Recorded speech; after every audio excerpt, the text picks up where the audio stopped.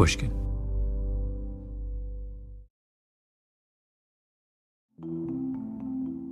Love that you're wearing a t-shirt that says Canada, just so that we have no ambiguity whatsoever. Where are you right now? Are you in Las Vegas? I'm in Vegas right now, yeah. Just got back here 2 days ago. Nice.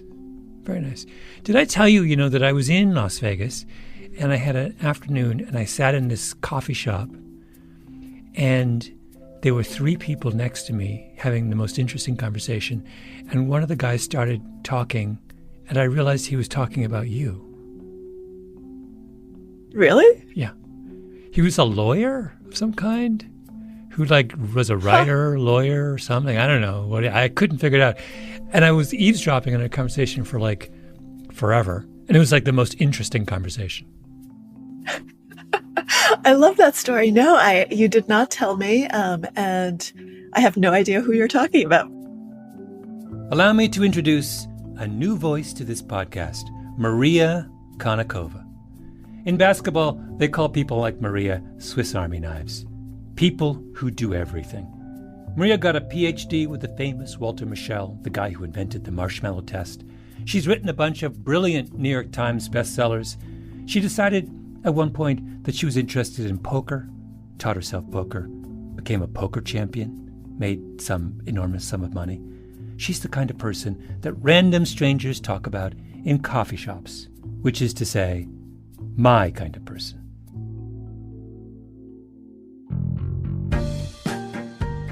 I'm Malcolm Gladwell. You're listening to Revisionist History, my podcast about things overlooked and misunderstood.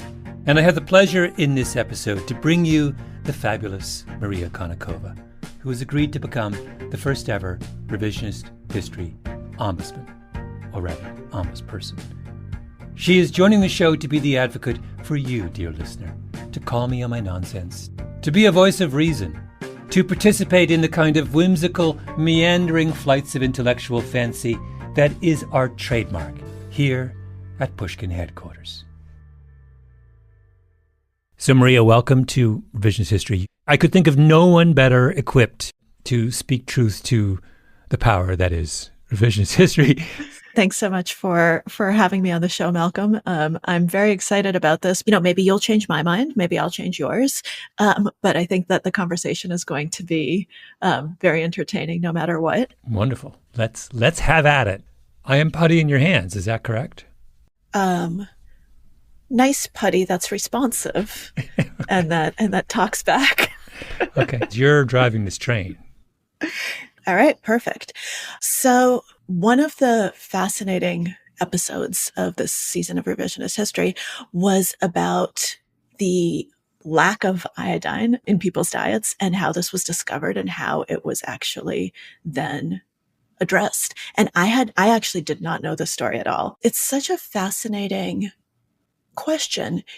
How do we think about these things in the present day? Would we be able to do something like this today? Especially after COVID, after all of these things, add iodine to their salt or their water and see what happens. What do you think the response to something like that would be? Well, it's interesting that there is a line, there's a common line of either complaint or congratulation among scientists where they say that experiment could never be done today. The Stanford's prison experiment could never be done today. Then the Tuskegee syphilis experiment could never be done. There's a whole long list of things. They look at that and they say, and that's because we are much more mindful of people's autonomy, much better about obtaining consent. You totally today could not go to Akron and dose up a bunch of schoolgirls with a ton of iodine. However, my reaction to that argument is always the same, which is, yeah, but we simultaneously conduct consentless experiments on human beings in the present day that are probably way more consequential, and we don't think twice about it. Think about the way we have disrupted the lives of, children over the last 25 years with all of these new technologies. How's that not a massive experiment done without the consent of those who were experimented on? How is the Facebook algorithm, which, shows you only the things that are likely to evoke a deeply emotional response in you. How's that not an experiment? I mean, there's a part of me that just wants to throw up my hands and say, F it. Well, let's not even bother making these distinctions. Once we've conceded that all these experiments can go on, let's just declare them experiments and let people pick and choose the one they want to be a part of. I think there's something to that, especially because, at least with the iodine, right, there was scientific evidence for the test, right? There was a reason why they did it. There was a huge body of evidence behind this. And the study was run as a study. And so there were scientific controls in place. They actually could gather data. Whereas with a lot of these other things, it becomes a natural experiment, which is obviously messy, has a lot of unintended consequences. And I mean, there are a lot of different questions there. I'm actually curious about flipping it around where you have something like fluoride, right, which is another additive that's put in our water.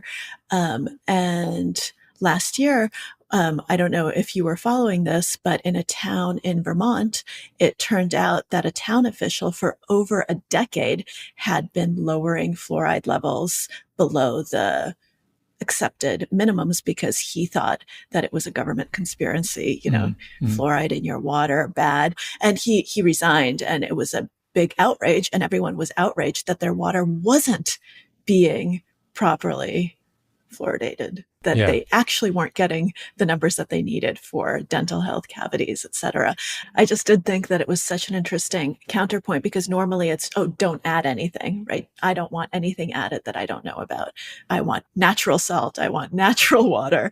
I don't want you adding anything, big pharma, big government, big, et cetera.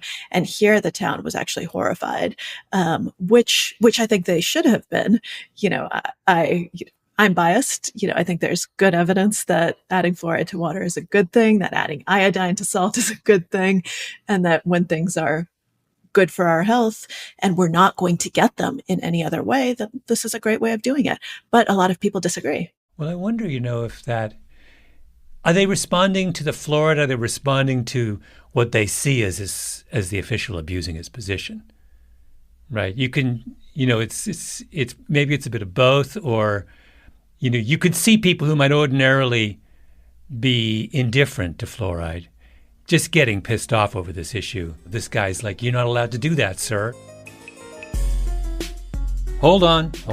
It's time for a short break. When we come back, we'll talk more about how salt and revisionist history are changing lives, and also the infamous Minnesota starvation study.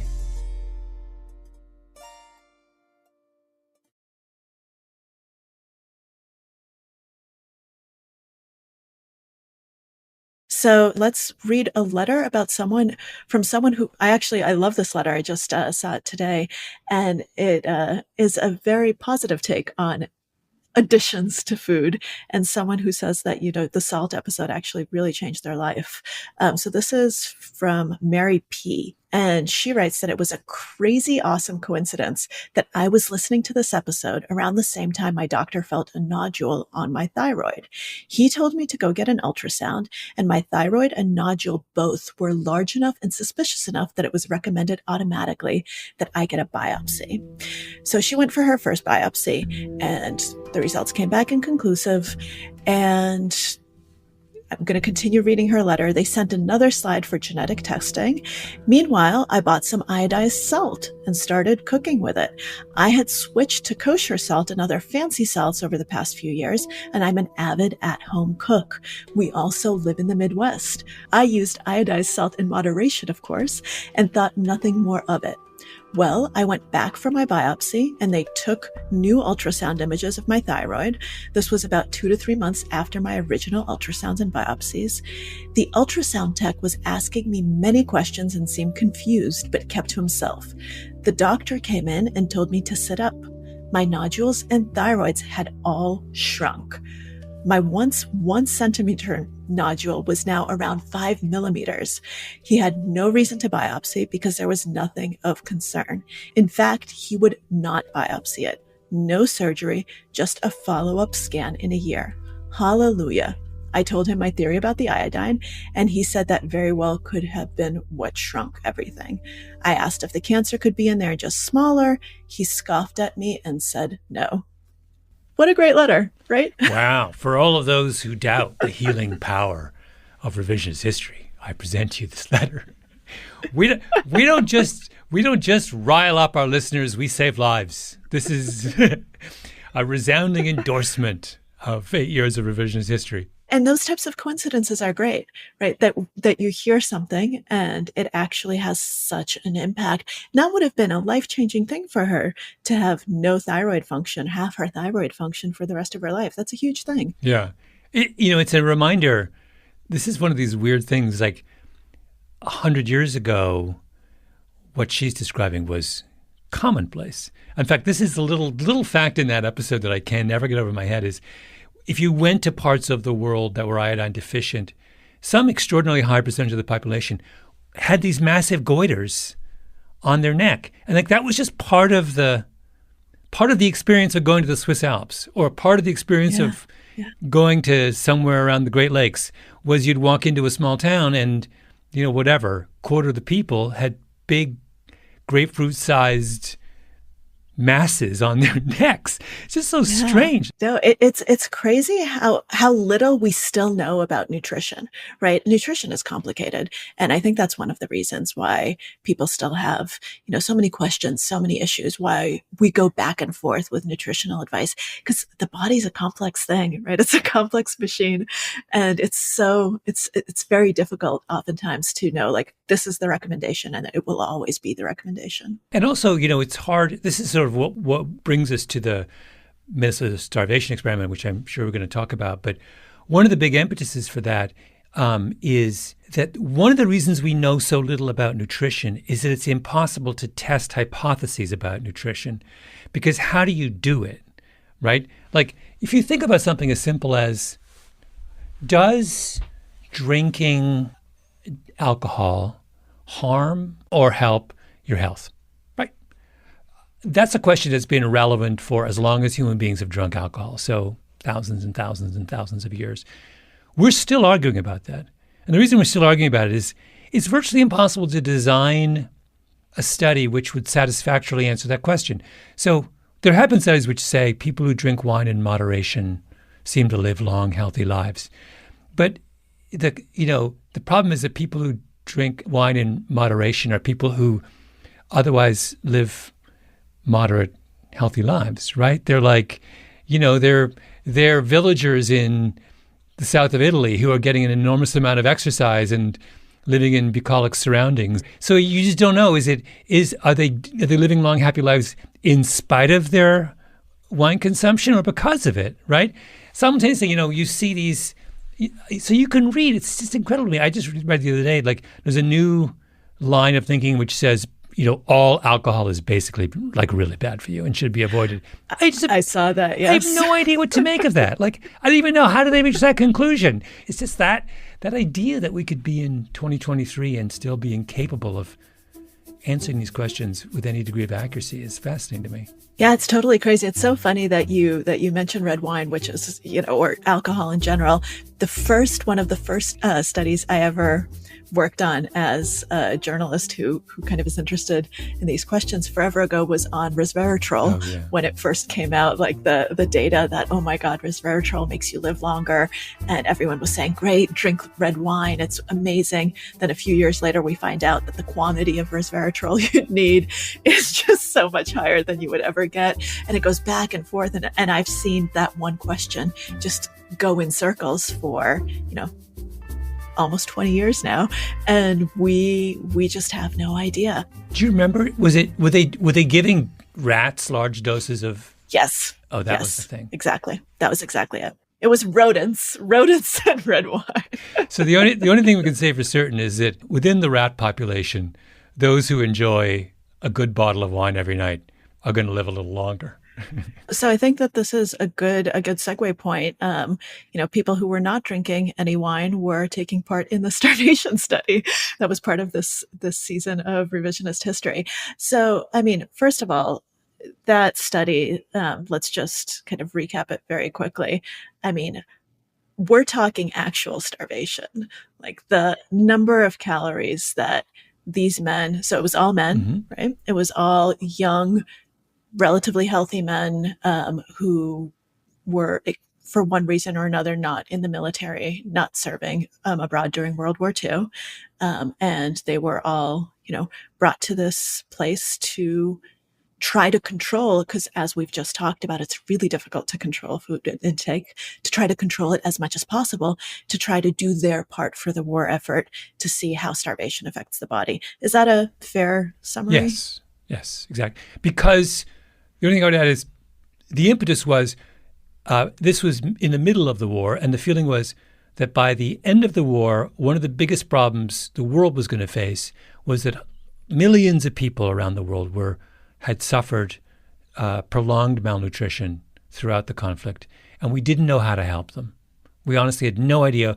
If someone has been malnourished for a year and a half, what is the best way to nurse them back to health? And literally, we had people at the time didn't have the slightest clue, right? So they were trying to answer that question with some, or at least get some information about that. So the stakes here were huge. I mean, that's what gives the study its kind of moral force. So that's an interesting question, right? Does the study have the necessary moral force to do something like this? Because back in the day, right, back when this study was done, World War II, we didn't have the sort of reviews on studies that we have today. So these days, you need to go through an IRB, which is an institutional review board, when you're doing any sort of human research, and you need to have every single subject give informed consent. And this is crucial, the benefits of this specific study have to outweigh any potential harm to the participants in the study.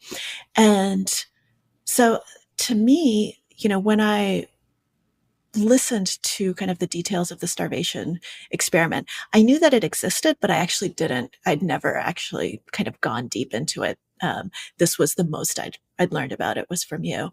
And as I was listening, I was trying to think, first of all, benefits versus harm.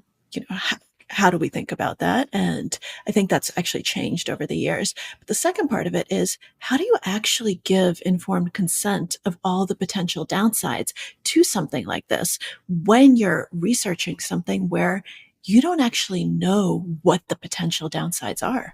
Mm-hmm. Well, it's like space flight. You're sending an astronaut to the moon. Presumably you pull the astronaut aside beforehand and you say, the benefit here is mankind will be able to say we went to the moon.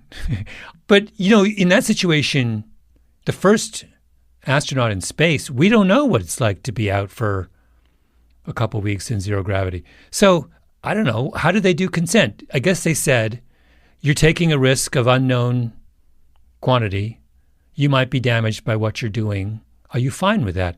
And I think the answer they were fine with it is that many of those astronauts came out of the military. And so they were used to the idea that they were,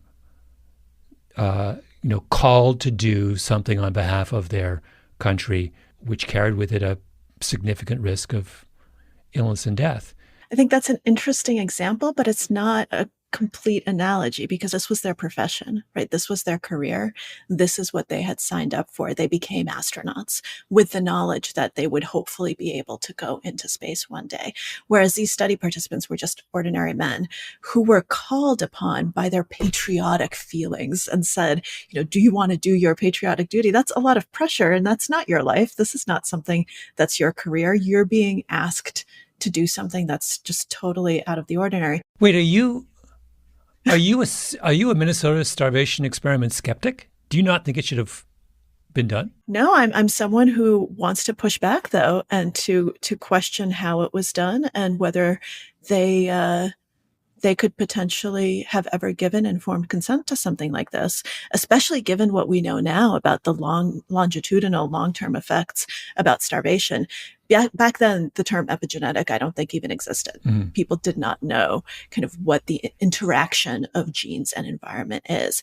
Today, we actually know that starvation has lifelong consequences.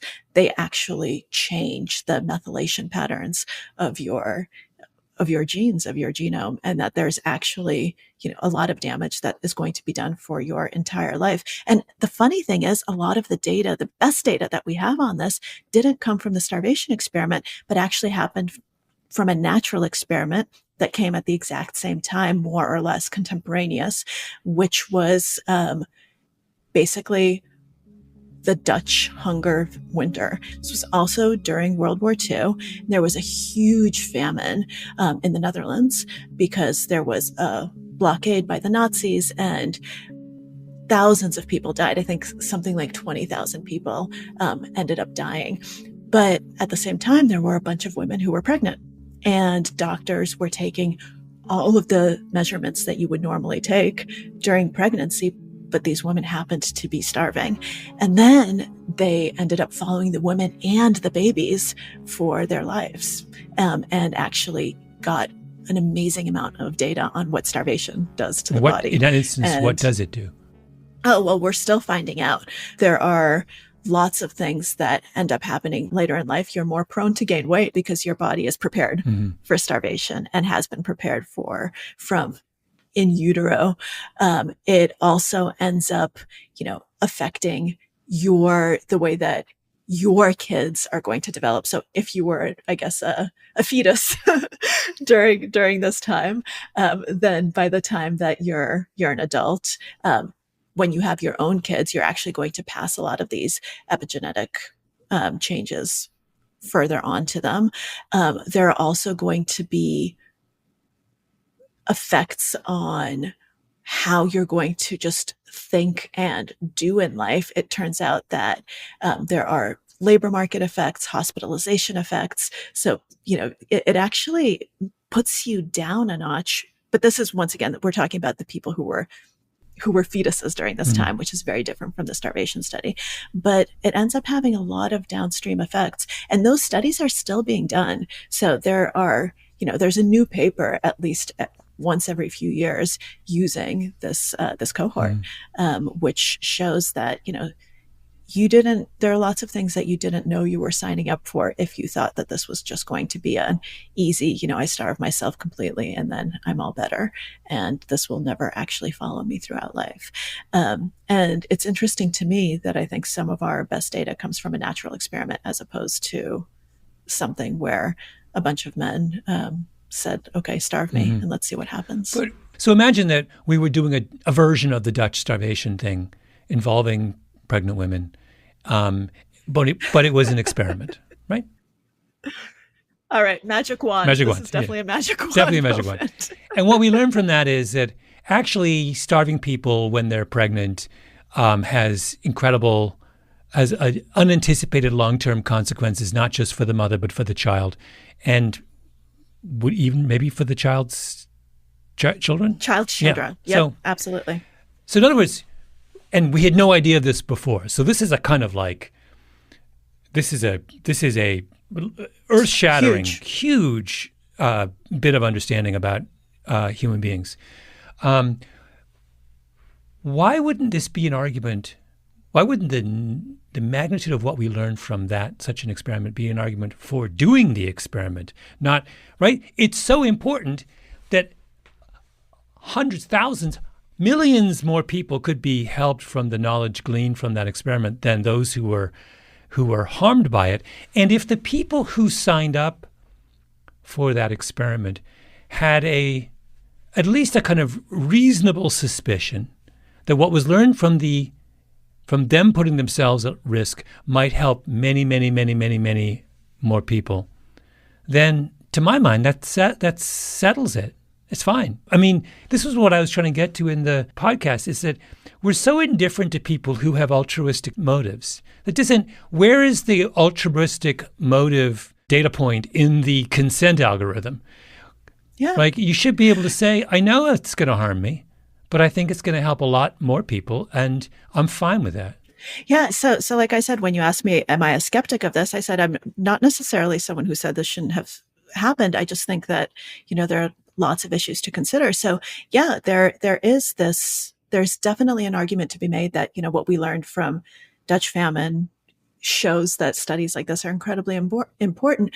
But in this particular case, right, I think in the pregnancy case, you're also giving consent for your fetus, right? So it's one of these things where that's, even if you're an altruist, I think that would be a very strange definition of altruism, because you're being altruistic for the world, but not for this one specific human who has no say in this whatsoever. But I would say this, so for much of human history, continuing to the present day, a large percentage of the world's population suffers from prolonged malnutrition, right? Absolutely. So one really important historical question is, what can we do to convince the wealthier parts of the world that this is such an urgent problem that it needs to be addressed immediately, right? Mm-hmm. Wouldn't it make sense to try an extreme experiment of this sort to try and bring the world around? Yeah, I mean, I think that's a very valid point. And you actually had a letter from a listener, Robert A., who asked a question that kind of circles around what we've been talking about. He asks, who is responsible for a system which both restricts voluntary breakthrough research like that conducted by Ansel Keys and the conscientious objectors, and that which fails to take accountability when mistakes are made?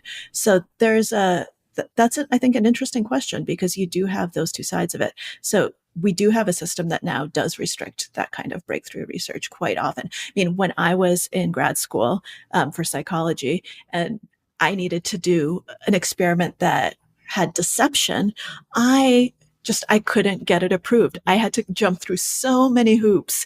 And eventually, with the support of all the senior faculty in the psychology department, it was just a silly thing. It wasn't even a major deception study, but we couldn't tell them that we were studying self-control, right? Because that would actually have defeated the purpose of the entire study. And how many studies are not done because of that? So that's kind of the one side of it. But on the other hand, there's a reason for all of these safeguards, because you have things like the Stanford Prison Experiment, right? You have things like Tuskegee.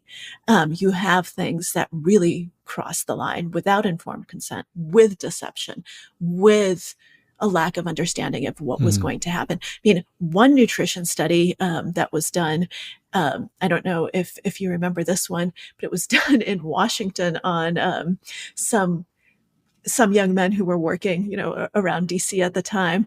And they agreed to be poisoned. They went to the congressional cafeteria, and their diet was very strictly controlled. And they were just trying to figure out how different food additives work. And some of them got incredibly sick because it turns out that they were eating very toxic amounts of things they should not have been eating.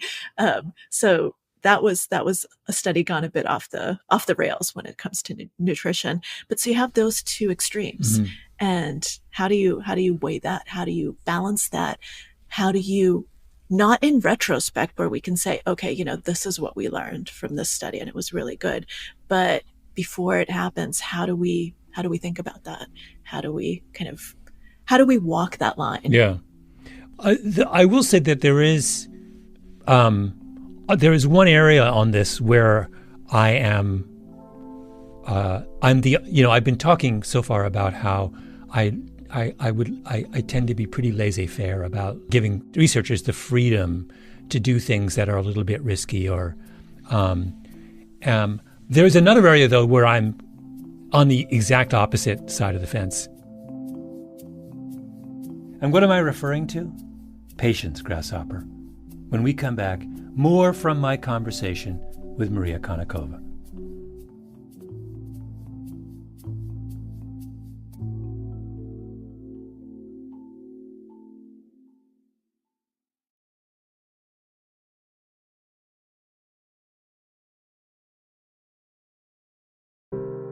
We're back, and I was telling Maria that I'm pretty laissez-faire about letting experiments go forward, except in the case of what might be the most awful natural experiment we're living through right now.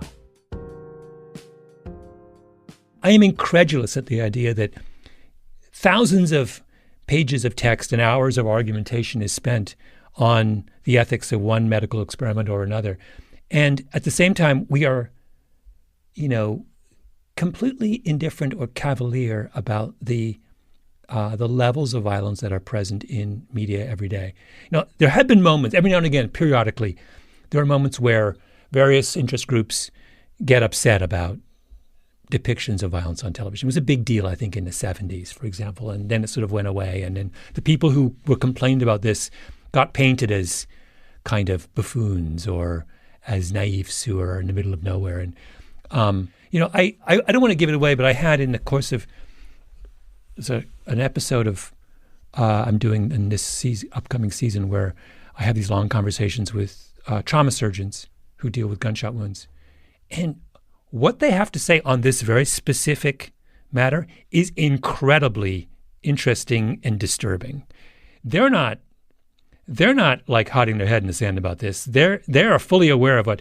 The people who have I believe, a morally objectionable position are the people in Hollywood, many of whom are self-described liberals who will go on and on and on about the terrible need for gun control in America and how outrageous all the Second Amendment people is. And meanwhile, they're making movies where like 20 people are slaughtered in the first 15 minutes. Like, I'm sorry, this is just like completely incomprehensible behavior, right? It just drives me nuts. Yeah, no, that there's a lot to be said for that. It's like we've never outlived the instinct for public executions, right? Where everyone would come to the town square. That instinct is still alive and well. Yeah. It's an important tangent to go on, and it is kind of related to everything we've been talking about how do you study this? What are the benefits? What are the harms? And there's, so kind of coming full circle back to the starvation experiment, there is one thing that we haven't talked about, which was an important point that one of the listeners brought up. And this is an important point about a lot of the research, not from that day, but that continues to be done to this day, which is how generalizable are the results to the segments of the population that might actually benefit most from it. So, Maura, this listener, wrote, how can we treat eating disorder patients, primarily young women, using data collected exclusively on white men? How can we use this to study the impact of dieting and weight loss when dieting is more prevalent and pressured upon among women? How can we use this to study obesity when non-Hispanic Black adults and Hispanic adults have the highest prevalence of obesity in the United States? That's the end of her letter, but I would just go on and on when we're talking about malnourishment, and we realize that most of the malnourished population of the world is not white men. So that is kind of an interesting side note, and this is actually still a huge problem. That's not something that we left behind in the 40s. To this day, most medical data comes from men, not women. And it's a very that's an interesting way of looking at, what are the actual benefits from this to the people who need them, and how generalizable is it? If you're trying to develop actionable policies and guidelines and approaches to affected populations, it absolutely does matter. And, we went through this with our understanding of heart attacks, right? Where we started off testing a lot of these hypotheses in men, white men, and that's how we got our baseline knowledge. But then we tried to use that information to kind of understand how to deal with women without realizing that the biology of a lot of these problems, physiology of a lot of these problems in women is very different. So I think it depends where you are in the kind of stage that you're at. And the mistake we make, I think, is we don't honor this distinction between kind of basic understanding and actionable research. If you talk to somebody who works for a pharmaceutical company and is involved in drug trials, they will talk your ear off on this.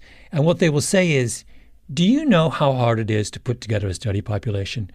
It's insanely difficult to find someone. I actually I was going to volunteer for a trial about Lyme disease vaccine. And then I had the first thing to do is you have a half an hour conversation with someone, and they detail that I would have to drive to Albany, an hour away, 7 times, and have to set aside half a day on each of those occasions. And I wasn't clear whether I'd be part of the treatment group or the placebo group, right? So I listened to that and I was like, I can't do that. I'm not taking, somewhat selfishly, I decided I don't have that much time to devote to this, so I'll let someone else carry the burden. So it's really hard to do these studies. So if we say these studies have to be perfectly representative, you're just making it less likely that the study gets done in the first place at a certain point, right? So that's the trade-off. It's an impossible trade-off. Sure. No, I think there's a lot of truth to that. That said, I do think that even baseline knowledge studies these days should at least include women, because, if you're omitting more than half the population and the basic biology is different, then. But you couldn't have done the starvation experiment with women. But that's the other thing, right? What are we proposing in the starvation case? Do we want women there and Hispanic and Black, where it's much more difficult to actually obtain consent, because especially back then, but even to this day, these are populations that have had a lot of negative research done without consent.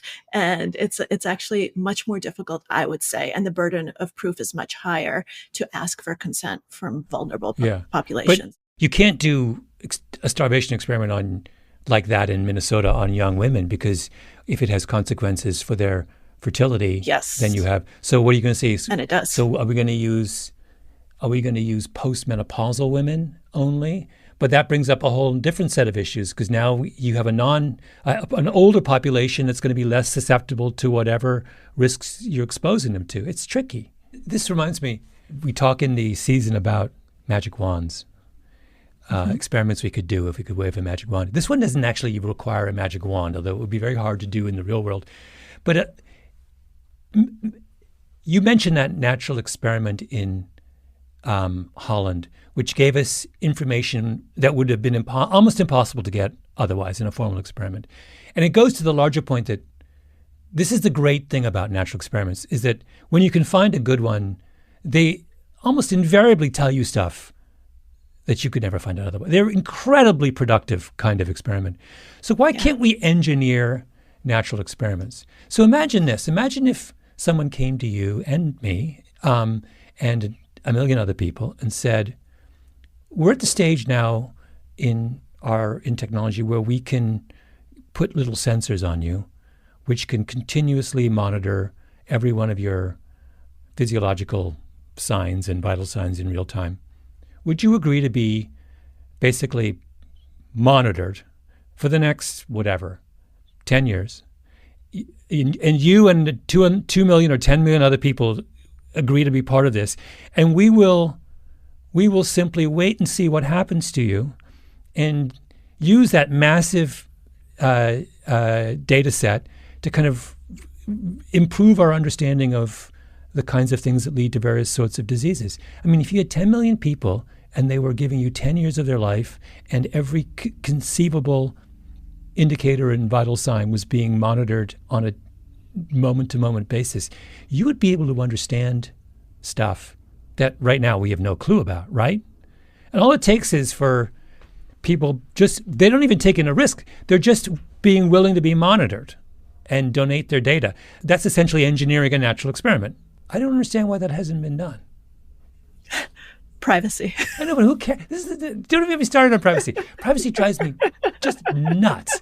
It's like, what an absurd thing in this day and age to be concerned about. Like, basically, as far as I can tell, every single fact about Malcolm Gladwell is known by some combination of Facebook, Apple, Google, and someone else. And so I meant to ask Malcolm, what is your mother's maiden name? I just have a few more questions before we wrap up. I know.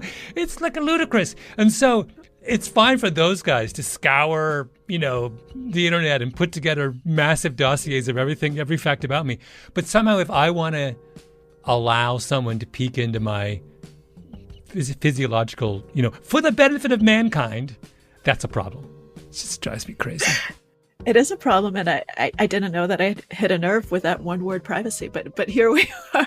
So that I think is a nice place to wrap up our starvation study, except for one final question. One listener was really fascinated by the cinnamon roll recipe from the episode of the starvation study. Tara A., she said, thank you for these episodes, Malcolm. So Malcolm, thank you for these episodes. Any chance you know how we could track down that cinnamon roll recipe? I was thinking it would be nice to make some and share in my community. And for a refresher for listeners who don't love cinnamon rolls as much as I do, so didn't immediately light up at this detail. So there was a character in the episode, Lester Glick, who was part of this study. And one of the things that mentally fortified him, although I think for me it would have probably had the opposite effect, is he carried around a picture of a cinnamon roll, and he had it with him always. And it was something that kept him going. And then later he would, for the rest of his life, he would make them obsessively for family and friends by the dozens. It was one of the defining acts of the rest of his life. Now, I love cinnamon rolls, so I also wanted to track down that recipe. We will post it online, and all those brave souls who want to recreate the famous cinnamon rolls can do that. That was fun. Thank you, Maria. That's really fun. Of course. Thank you. Bye-bye.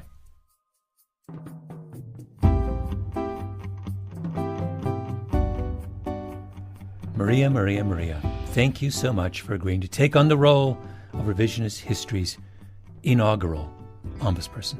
Just so all of you know, we hope to make Maria a regular on the show in the future. You may have thought she went easy on me this time. Let me just say I have no expectation that will ever happen again. Oh, if you're wondering why I said it takes bravery to make the cinnamon rolls, let's just say the recipe involves, among other things, mashed potatoes. Go to our website and see for yourself. And thank you to the Glick family for sharing that with us.